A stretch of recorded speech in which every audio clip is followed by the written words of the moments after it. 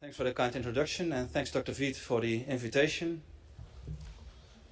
These are my disclosures. Ladies and gentlemen, when we look at the current guidelines, it's evident that endovascular therapy has taken over the SFA. And in fact, in the European guidelines, surgery is now only recommended in lesions longer than 25 centimeters in patients that are not at a high operative risk. And there's not so many of these patients. What these guidelines are not clear about is how to treat these patients. And there are so many options, and the options are increasing continuously. We do know that plain balloon angioplasty and nitinol stents work in short and intermediate lesions. But when the lesions get more complex, there's a lot to choose from.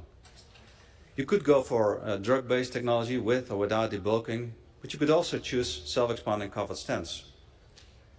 So why is using self-expanding covered stents? Well, due to the material, the graft material, tissue cannot grow through the stent struts. So when you get a restenosis, it will be an edge stenosis, not a diffuse instant restenosis. And they are typically very easy to treat, and the incidence is independent on lesion length.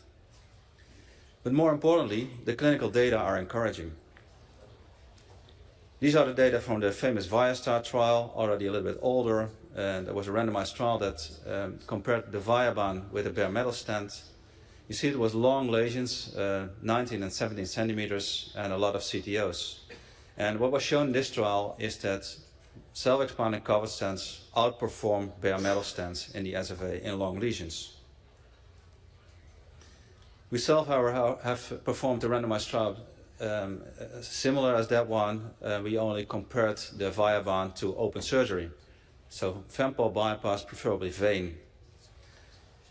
Lesion length was 23 centimeters in each group, and again, a lot of CTOs, 75 and 80%. And we have recently updated our data to 5 year.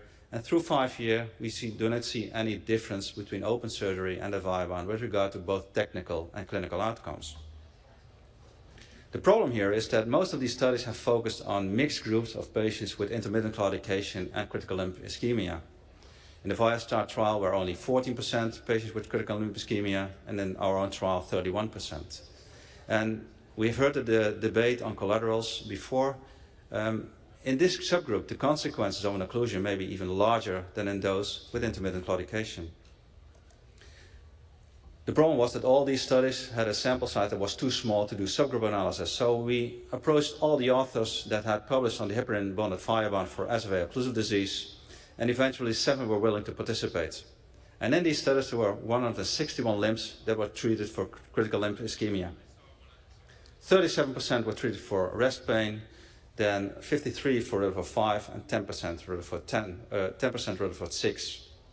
These patients were aged 75 years old, and 65% were male. And you can see that it were complex lesions, on average 28 centimeters length, 83% CTO, and 93% had a TAS C or D lesion. There was a high technical success rate, 93%, and most patients were treated with either 1 or 2 endografts, with the 6 millimeter being the most frequently used endograft. They were discharged on average at 3 days, and the 30-day mortality was only 2%. In the graph on the left side, you see the ABI, and you see that at discharge it significantly increased, and then during the first 2 years after treatment, it remains the same. And on the right side, you see the Rutherford category, and you see there's a significant improvement at 30 days, which remains rather stable during the first 2 years after treatment. In this study, the 2-year overall survival was 87%, which reflects the morbidity of these patients, how sick they are, and the 2-year freedom for re-interventions was 62%. So these patients needed a lot of re-interventions. And this is also reflected in the primary patency rate, which is only 60%. But when you look at the secondary patency rate, it's 86%, which is rather acceptable in this complex group of patients. And then coming to the major endpoint, the 2-year freedom from major amputation was a stunning 99% in this group. And this is regardless of the fact that the secondary patency was only 86%. So can it be better? Yes, it can. This is a study that was published in 2018 that shows that with the adjunctive use of DCBs, you can reduce the risk of edge stenosis, which still is the Achilles heel of the viabahn. And also, endovascular ultrasound may increase the results of this technology.